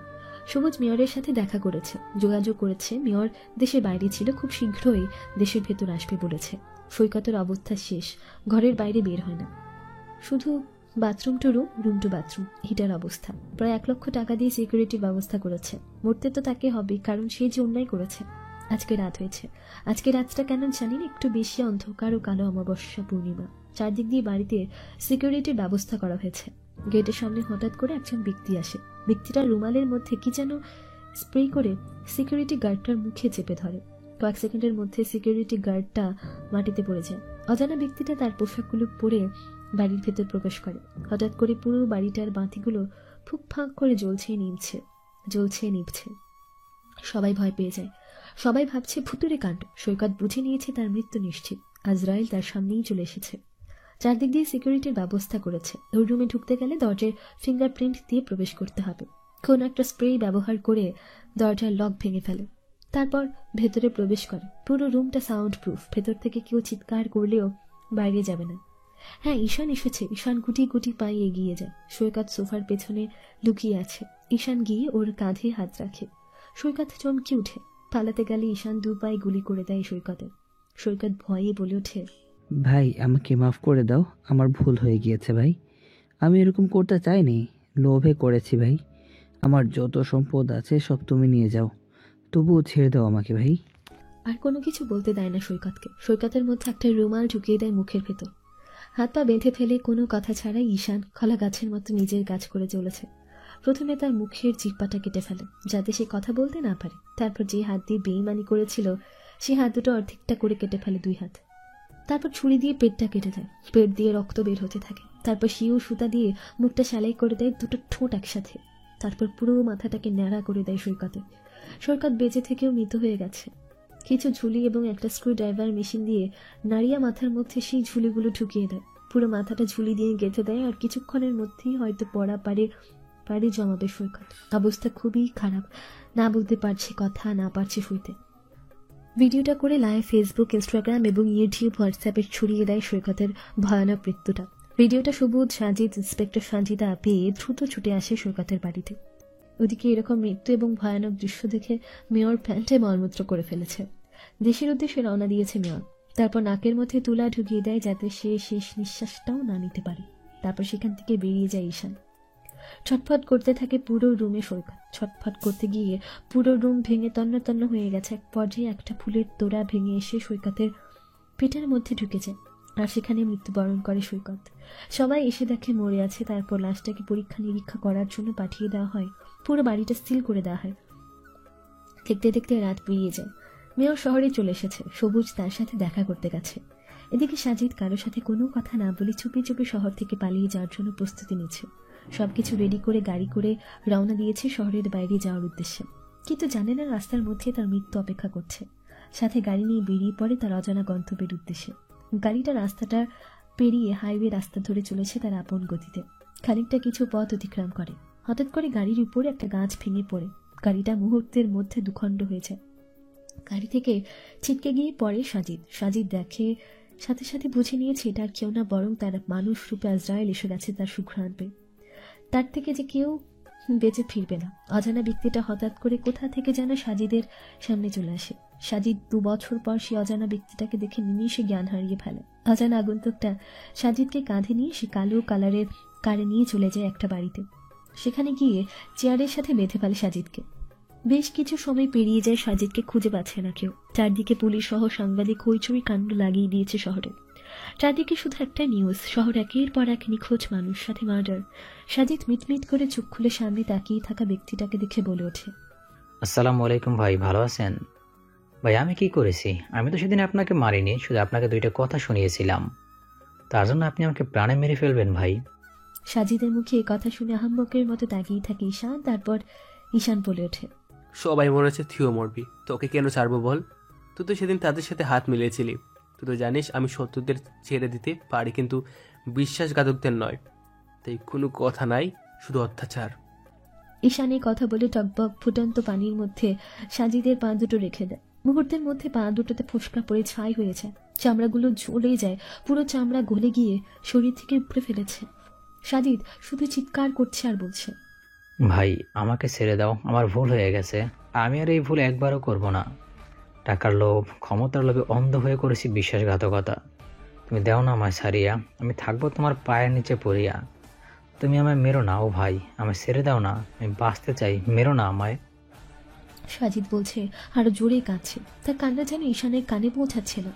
সাজিদের মুখে একটা রুমাল ঢুকিয়ে দেয়, তারপর ফল কাটার একটা ছুরি নিয়ে কেটে দেয়। তারপর গলার বুক থেকে পা পর্যন্ত শরীরের চামড়া আলাদা করতে থাকে, ঠিক যেমন গরু জবাই করার পর শরীর থেকে চামড়া আলাদা করা হয় না, ঠিক তেমন। চামড়াগুলো ছিঁড়ছে আর মাঝে মধ্যে লবণ ও মরিচের গুঁড়ো ছিটে দিচ্ছে তার শরীরে। উফ, এই যেন জাহান্নামের থেকেও ভয়ানক শাস্তি দিচ্ছে ঈশান তাকে। ছটফট করতে থাকে, চেয়ার থেকে পড়ে গড়াগড়ি খাচ্ছে ফ্লোরের সাথে। এইভাবে শরীর থেকে সম্পূর্ণ চামড়া আলাদা করে ফেলে। এখন শরীরে কোনো চামড়া নেই, শুধু গোস্তগুলো দেখা যাচ্ছে। নির্মম পরিহাস করে রেখেছে তার শরীরে। পুরো শরীরটাতে লবণ সেটা দেয়, তারপর পানি দিয়ে পুরো শরীরটা ধুয়ে ফেলে। শরীরে রক্ত নেই, কিন্তু জীবনটা এখনো আছে। আর কিছুক্ষণের মধ্যেই হয়তো জীবনটা বেরিয়ে যাবে, উড়িয়ে যাবে আত্মাটা। তারপর তার চামড়া ছেলের শরীরটাতে সেই ছুরিটা দিয়ে গোস্তগুলো কাটতে থাকে। জীবিত অবস্থায় একে একে শরীরের হাত ও পা, বুক, পেট সব গোস্ত শরীর থেকে আলাদা করে ফেলে। শুধু মাথাটাই যা আছে, শরীরে কি কি অঙ্গ প্রত্যঙ্গ আছে সব কিছু দেখা যাচ্ছে। গোস্তগুলো নিয়ে যায় রাস্তার কুকুরদের খাওয়ানোর জন্য। তারপর সেখান থেকে ফিরে এসে ওই অবস্থায় রাতে আঁধারি নিয়ে যায় থানার সামনে। তারপর সাজিদকে সেখানে বাঁশের সাজে খাড়া করে রেখেছে। মাথাটা আছে, আর আছে পা, আছে সব কিছু, শুধু নেই শরীরের চামড়া ও গোস্ত। মাথাটা আছে, বাকি সব কঙ্কাল, হাড়, হাড্ডি, পাঁজর সব দেখা যাচ্ছে। সিসিটিভি ক্যামেরা ইন্সপেক্টর সানজিদা দেখতে পেয়ে ছুটে আসে। ততক্ষণে সাজিদ মৃত্যুর স্বাদ গ্রহণ করেছে। খবর পেয়ে মেয়র ও সুবোধ সেখানে চলে আসে। মেয়র সাজিদের এরকম অবস্থা দেখে প্যান্টটি শিশু করে ফেলেছে, তবে কাউকে কোনো কিছু বুঝতে না দিয়ে রুমাল দিয়ে মুছে নেয়। ইন্সপেক্টর সানজিদা মেয়রের এরকম পরিস্থিতি দেখে বলে ওঠে, স্যার, আমাদের ভিতরে ওয়াশরুম আছে, আপনি সেখানে গিয়ে ফ্রেশ হয়ে আসবেন। আপনার অবস্থা তো অনেক খারাপ। মেয়র লজ্জায় পড়ে যায়, কোনো কিছু না বলে দ্রুত ওয়াশরুম চলে যায়। সানজিদা লাশটাকে ল্যাবরেটরিতে পাঠানোর ব্যবস্থা করেন। সাংবাদিক এসেছে, সাংবাদিক একের পর এক টিভি স্ক্রিনে খবর প্রচার করছে। আরও একটা দিন কেটে যায়, পরিবেশটা বেশ থমকে যায়। ভার্সিটি বন্ধ হয়ে গেছে, ছাত্রছাত্রীরা ভয়ে আসা বন্ধ করে দিয়েছে ভার্সিটিতে। এদিকে সবুজ আর মেয়র সব সময় একসাথে থাকে, পরিকল্পনা করতে বসেছে। এই সবুজ, দেশে এত ঘটনা ঘটছে, তুই আমারে জানাসনি কেন? আর ওই ঈশান যদি বেঁচে থাকে তাহলে ও 2 বছর পর কেন ফিরে এলো? আমিও তো এই কথাই বুঝতে পারতেছি না, 2 বছর পর সে কিভাবে ফিরে আসতে পারে। আমার তো এখনো বিশ্বাস হয় না। আমি আমার নিজের চোখে তাকে কখনো দেখিনি, তবে তার উপস্থিতি টের পেয়েছি অনেকবার। বিদ্যুতের গতিতে আসে আর ঝড়ের বেগে চলে যায়। ওর ব্যাপারে খবর নিসনি? কোথায় থাকে, কি করে? আমাদের ছেলেপেলেদের খোঁজ খবর নিতে বলিসনি? ভাই, হৃদয়কে যেদিন প্রথম মারা হয় সেদিন আমি খোঁজ খবর লাগিয়ে দিয়েছিলাম, কিন্তু তার সন্ধান কেউ দিতে পারেনি। এসব বিষয়ে কথা বলছে সবুজ আর মেয়র। তাদের পুরো টিমটাকে ধ্বংস করে ফেলেছে। এখন শুধুমাত্র তাদের পালা। তারা হাজার হাজার সিকিউরিটির ব্যবস্থা করেছে, সাথে আইনের ব্যবস্থার সাহায্য নিয়েছে। কিন্তু মৃত্যু তো তাদের অতি কাছে। দেখতে দেখতে আরো 2 দিন কেটে যায়। এই 2 দিনে পরিবেশটা বেশ শান্ত আছে। শহরে আবারও লেগেছে কোলাহল। আজ ধরে 3 দিন হলো শহরটা বেশ শান্ত। দিন পেরিয়ে রাত হয়েছে। মেয়র আর সবুজ মিলে নতুন ড্রাগ স্মাগলিং এর পরিকল্পনা করছে। কোনো শহরে ট্রান্সফার করবে এই বিষয়। সাথে দেশ থেকে পালিয়ে যাওয়ার জন্য ভিসা ও পাসপোর্ট সবকিছু রেডি করেছে। টাকা গুনে ব্যাগে ভর্তি করেছে। আজকে রাতে শহর থেকে তারা পালিয়ে যাবে। এই খবরটা পৌঁছে গেছে কোনোভাবে খুনির কাছে। খুনি বাড়ির আশেপাশে ঘোরাঘুরি করছে। এদিকে টাকা গুনতে থাকে মেয়র আর সবুজ মিলে। টাকার নেশায় মগ্ন হয়ে আছে। এদিকে তাদের জীবন বিপন্নের মুখে, সেদিকে কোনো খেয়াল নেই তাদের। অজানা ব্যক্তিটা দরজা ভেদ করে, সিঁড়ি ভেদ করে দোতলার করিডোর দিয়ে রুমের ভেতর প্রবেশ করে। হঠাৎ করে রুমের বাতি নিভে যায়। মুহূর্তের মধ্যে মেয়র ও সবুজের হুঁশ ফিরে আসে। তারা মোবাইলের ফ্ল্যাশ চালু করলে দেখতে পায় তাদের সামনে মানুষ রূপী হিংস্র হায়না ঈশান রূপে এনকে বসে আছে। এটা দেখে মেয়র আতকে উঠে, হাত থেকে ফোনটা পড়ে যায়। সাথে সাথে বন্ধ হয়ে যায় পুরো রুমটা, অন্ধকার হয়ে যায়। আর সবুজ তো সেখানেই শেষ। কথা বলার ভারসাম্য হারিয়ে ফেলেছে দুজনে। 2 বছর পর এরকম একজনকে দেখতে আশা করেনি তারা। দুজন মিলে মৃত্যুটা যে তাদের ভয়ানক হতে চলেছে তারা টের পেয়েছে। পালাতে গেলে ঈশান 2 পায়ে 2টো করে 4টা গুলি করে। সোফার মধ্যে ধপ করে বসে পড়ে তারা দুজন। তারপর মেয়রের পায়ের থেকে বেলটা খুলে একের পর এক মারতে থাকে। চাবুক তাদের শরীরে, চাবুকের বাড়ি দিয়ে পিঠ ফাটিয়ে ফেলেছে যেখানে যেখানে রক্ত বের হচ্ছে। তারপর বেশ কিছু ড্রাগস মতো রাখা হয় তাদের সামনে। ঈশান বলে ওঠে, এই ঈশানকে মারবে বাংলার মাটিতে এরকম কোনো বেটা এখনো জন্মায়নি। আমি মরেনি, বেঁচে আছি তোদের বিনাশ করব বলে। আল্লাহ আমায় এখনো বাঁচিয়ে রেখেছে তোর সামনে। যেগুলো দেখছি সবগুলো এখন খেতে হবে তোদেরকে। এই বলে ড্রাগসের প্যাকেটগুলো ছিঁড়ে একের পর এক খাওয়াতে থাকে সবুজ আর মেয়রকে। তারপর অ্যালকোহলের মদ খাওয়াতে থাকে। তারপর মেয়রকে একটা টেবিলের উপর শুইয়ে দিয়ে বেঁধে ফেলে যাতে নড়াচড়া করতে না পারে। তারপর বন্দুক থেকে বেশ কয়েকটা বুলেট বের করে খাইয়ে দেয় মেয়রকে। মেয়র কোনো কথা বলতে পারে না। পেটের ভেতর সবগুলো বুলেট চলে যায়। তারপর একটা খোপা মুখের মধ্যে পুড়ে দেয়। তারপর পেট্রোল কয়েক বোতল ঢেলে দেয়। এত পেট্রোল আর পানির পরিমাণ খেয়েছে যা বলার বাইরে। গরুর মতো ফুলে আছে মেয়রের পেট। তারপর একটা ধারালো ছুরি নিয়ে এসে একের পর এক আঘাত করতে থাকে পেটের মধ্যে। শরীরটাকে খণ্ড খণ্ড করে ফেলে মুহূর্তের মধ্যে। শরীরটার কোনো অস্তিত্বই নেই। এত পরিমাণে ছুরির আঘাত করা হয়েছে তার শরীরে। মেয়র সেখানে মৃত্যুর স্বাদ গ্রহণ করে। তারপর সবুজকে একটা প্লেয়ারের সাথে বেঁধে ফেলে। হাত ও পায়ের আঙুলগুলো প্লাস দিয়েও ছুরি দিয়ে কেটে ফেলে। তারপর তার পুরুষত্বের মধ্যে কয়েকটা লাথি মারে। এতগুলো লাথি খেয়ে যেন জীবনটা তার বেরিয়ে যাওয়ার মতো অতিক্রম।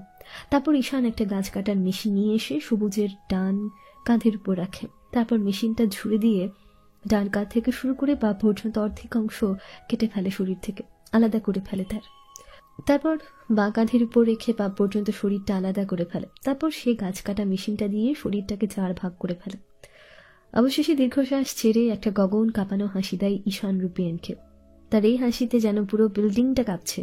পেছন থেকে হঠাৎ কেউ একজন বলে ওঠে, you are under arrest mister রহস্যময় মাফিয়া, খুনি ওরফে ছদ্মবেশী এনকে ভাই।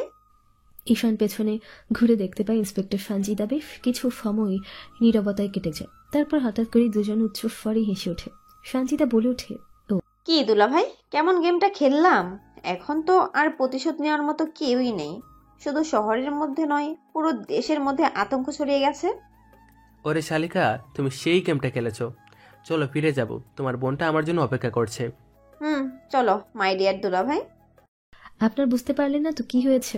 হ্যাঁ, এই সঞ্জিতাই হলো হিয়ার ছোট বোন, আর এই সঞ্জিতা ঈশানকে সবসময় খবর দিত কোথায় কোথায় কি হচ্ছে। তাই সঞ্জিতা ঈশানকে দুলাভাই বলেছে। তারপর তারা গাড়ি নিয়ে বেরিয়ে পড়ে। পুলিশ খুঁজতে থাকে এই রহস্যময় খুনিকে, কিন্তু কে মেরেছে কাউকে খুঁজে পাবে না, কেননা ঈশান বলে তো কেউই বেঁচে নেই। যে ছিল সে তো 2 বছর আগেই মারা গেছে, তাহলে নতুন করে কাকে ধরবে, কাকে মারবে? চলে আসে তারা বাড়িতে।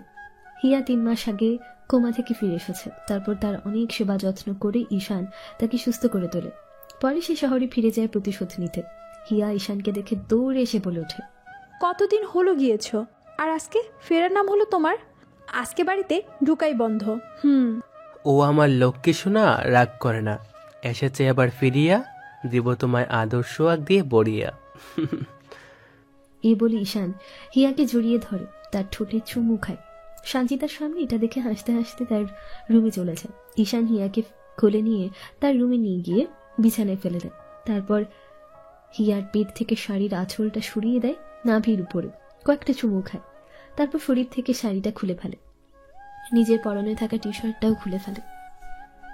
তারপর তার বুকের উপর থেকে পেটিকোটটা খুলে দেয়। সারা শরীরে, চোখে, মুখে, পেটে, পিঠে, নাভির উপরে চুমু খাওয়ার সাথে স্লাইড করতে থাকে সরাসরি। ভালোবাসায় ভরিয়ে দিতে থাকে তাকে। 2 বছরে যেটা দিতে পারেনি, আজকের সেই ভালোবাসাটা পরিপূর্ণ হয়ে ওঠে দুজনের মধ্যে।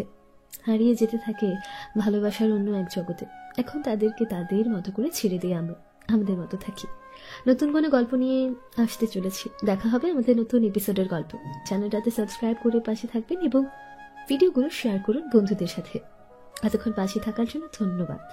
সবার শুভ কামনা করে ও সুস্থতা দীর্ঘায়ু কামনা করে গল্পটাই এখানে ইতি টানলাম।